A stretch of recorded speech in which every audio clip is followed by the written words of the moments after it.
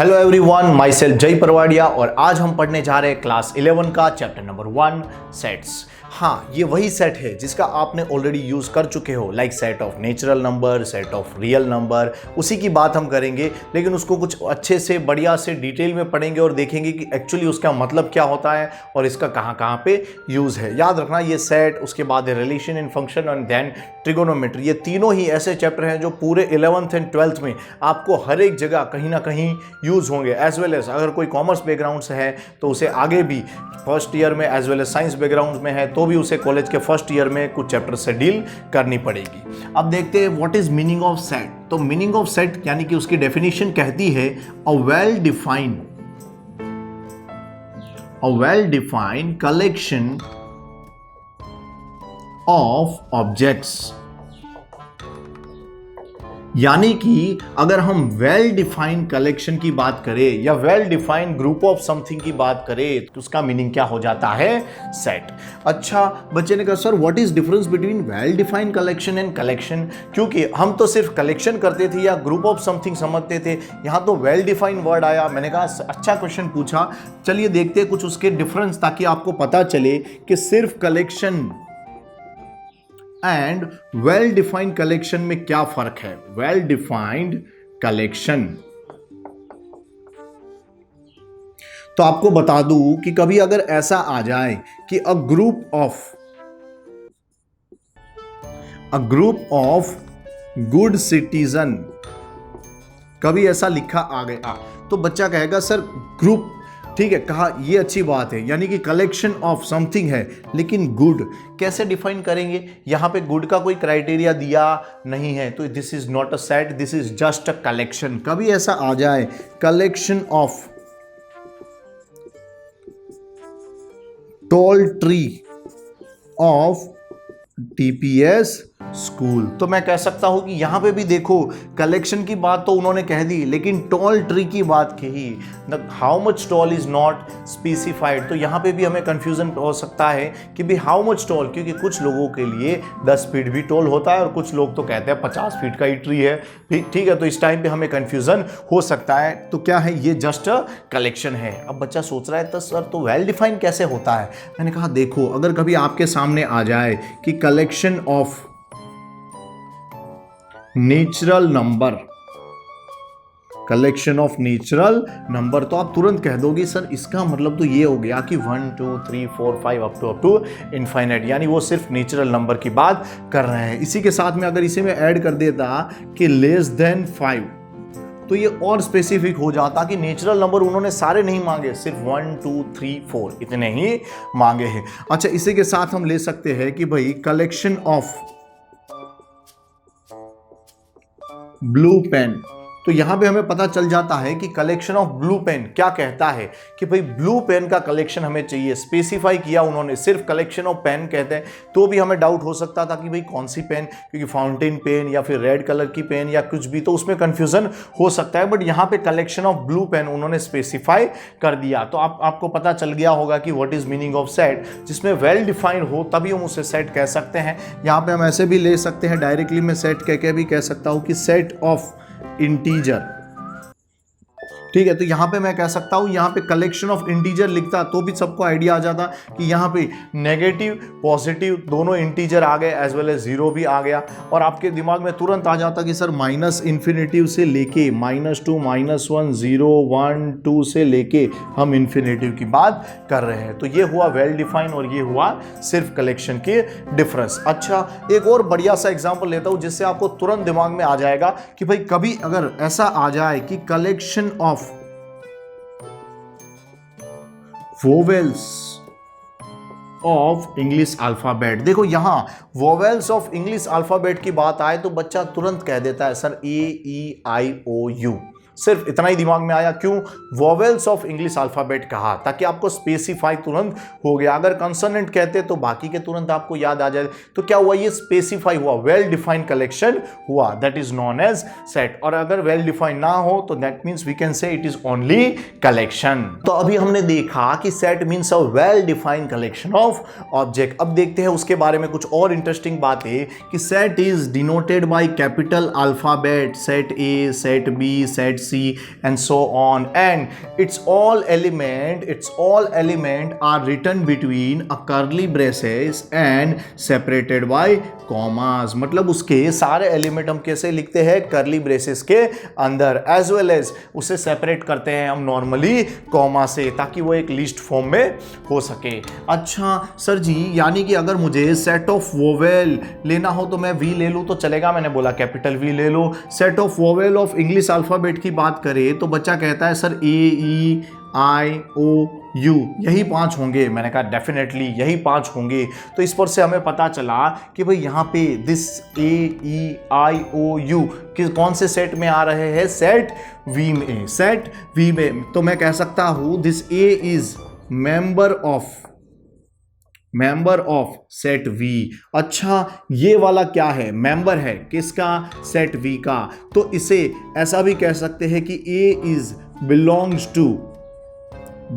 To set V, मतलब A belongs to set V, ऐसा हम कह सकते हैं क्योंकि ये इसी का सिनोनिम से हमें पता चल जाता है। अच्छा तो इस बिलोंग्स टू के लिए एक बढ़िया सा सिंबल है जिसे हम एप्सिलॉन नाम से जानते हैं, A बिलोंग्स टू वी। तो यहाँ पे लेफ्ट हैंड साइड पे क्या लिखा होता है हमेशा, मेंबर या फिर एलिमेंट या फिर ऑब्जेक्ट। अच्छा और राइट हैंड साइड पे क्या लिखा होता है बच्चा लोग, सेट लिखा होता है। क्या लिखा होता है, सेट लिखा होता है। अच्छा दैट मीन्स मैं कह सकता हूँ A belongs to V. Yes same way आप लिख सकते हो कि यहाँ I था तो ये भी उसका मेंबर है, तो I बिलोंग्स टू वी। क्या कहना चाहता है ये I कि I am member of this set V. अच्छा सर अगर मेंबर नहीं होगा तो मैं कह दूंगा बिलोंग्स टू की जगह does not belongs to, epsilon को क्या कर देंगे, काट देंगे। अच्छा सर जी कैसे? मैंने कहा देखो अगर मैं इसी में नहीं है ऐसा कोई मेंबर ले लूँ, फॉर एग्जाम्पल 3 सेट वी का मेंबर नहीं है, तो 3 is not member of V. तो मैं लिख सकता हूं 3 डज नॉट बिलोंग्स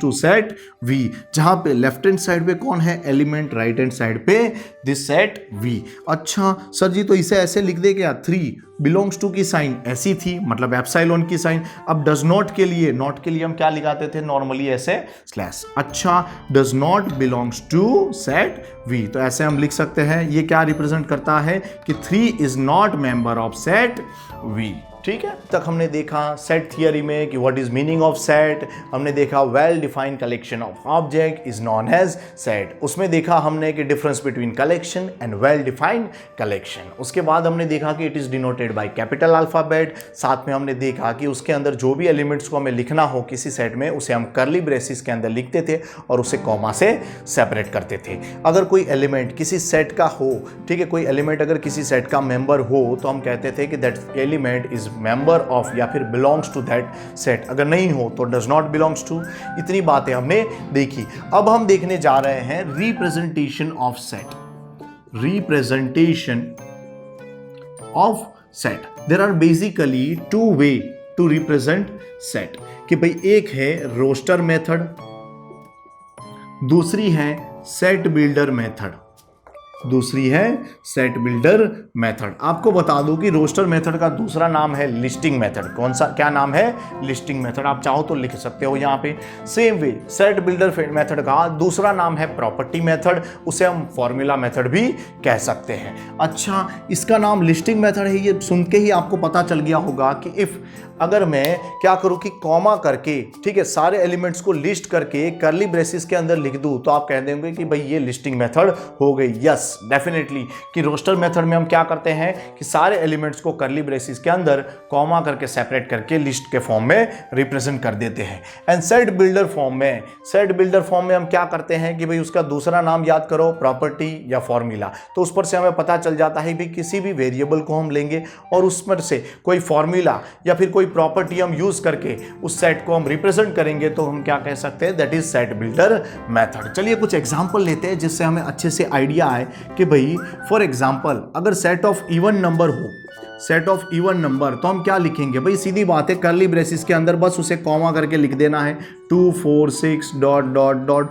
तो ये सिंपली पता चल गया this representation in roster method. ठीक है, ये लिस्टिंग मेथड का रिप्रेजेंटेशन हुआ बस। अच्छा, यहाँ डॉट डॉट डॉट क्या रिप्रेजेंट कर रहे हैं, ये रिप्रेजेंट कर रहा है कि ये कंटिन्यूसली नंबर आगे बढ़ रहे हैं। इसी की जगह मुझे सेट बिल्डर फॉर्म में ये इवन नेचुरल नंबर अगर रिप्रेजेंट करना हो तो मैंने कहा देखो यहाँ पे कोई फॉर्मूला या कुछ हमें यूज करना पड़ेगा कि भाई अगर कभी मैं ऐसा ले लूँ x सच दैट, ठीक है, यहाँ कॉलन यूज कर लूँ या फिर ऐसे स्लैश यूज कर लूँ तो भी चलेगा। याद रखना उसे हम वेर यूज रीड कर सकते हैं या फिर सच दैट भी रीड कर सकते हैं। x सच दैट क्या कहेंगे भाई, x इज एक्चुअली क्या है, इवन नंबर। तो इवन नंबर की बात करें तो उसे हम किससे रिप्रेजेंट करते थे, 2n से। हमें पता ही है कि इवन नंबर का फॉर्मूला क्या है, 2n।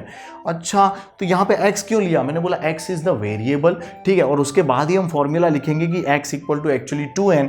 तो बच्चा कहता है सर n क्या है, मैंने कहा देखो यहाँ इवन नेचुरल नंबर की बातें हो रही है इसलिए n belongs to natural number, comma करके हम और प्रॉपर्टी ऐड कर सकते हैं। तो इसलिए मैंने लिखा कि एक्चुअली n नेचुरल नंबर था, तो यहाँ नेचुरल नंबर लेंगे तो 2 1 ज़ा 2, 2 2 ज़ा 4, 2 3 ज़ा 6, इस तरह से नंबर्स यहाँ पे हम लिस्ट कर सकते हैं। ठीक है, तो ये क्या था, प्रॉपर्टी मेथड का फॉर्मेट। अच्छा, सेम वे चलिए एक और एग्जांपल लेते हैं कि भाई सेट a इक्वल टू, कभी ऐसा दिया हो कि सर जी 1/2, 2/3, 3/4, 4/5, ये देखो लिस्ट कर दी मैंने। अब बच्चे कहेंगे सर ये तो काफ़ी खतरनाक हो गया। मैंने बोला कोई खतरनाक नहीं है, देखो यहाँ जो नंबर ऊपर था उससे एक ज़्यादा है, जो नंबर ऊपर था उससे एक ज़्यादा है। ठीक है, तो ये तो रोस्टर फॉर्म में था तो आसानी से हमने कर दिया। इसी को अगर मैं सेट बिल्डर फॉर्म में लिखता तो कैसे लिखता, प्रॉपर्टी के फॉर्म में कि भाई x such that x equal to, देखो एक जो नंबर आपने ऊपर लिया उससे नीचे एक ज़्यादा था, तो मैंने कहा भाई n ऊपर नंबर लिया तो नीचे एक ज़्यादा था। बच्चे ने कहा सर ये n है क्या, मैंने बोला यार n नेचुरल नंबर है।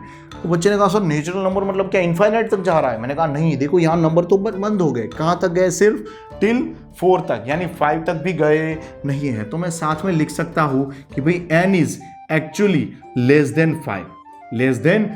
अगर मैं लेस देन इक्वल टू करता तो यहाँ मुझे 4 लिखना पड़ता क्योंकि मैंने सिर्फ 4 तक ही इंक्लूड किया है। ठीक है, तो यहाँ देखो ये सेम मैंने किसमें, सेट बिल्डर मेथड में भी रिप्रेजेंट करके दिखाया। तो सर ऐसा फॉर्मूला आएगा या ऐसा फॉर्मूला आएगा, हम कैसे समझेंगे, मैंने कहा देखो आपको पैटर्न समझना होगा। अगर पैटर्न नहीं है तो आप उसे प्रॉपर्टी मेथड में कन्वर्ट नहीं कर सकते, चलिए एक और देखते हैं कि भाई अगर ऑड नंबर दिए हो, set of odd natural number, तो हम क्या लिखते भाई इसे 1 3 5 7 डॉट डॉट डॉट। तो ये क्या था, रोस्टर फॉर्म में रिप्रेजेंटेशन था।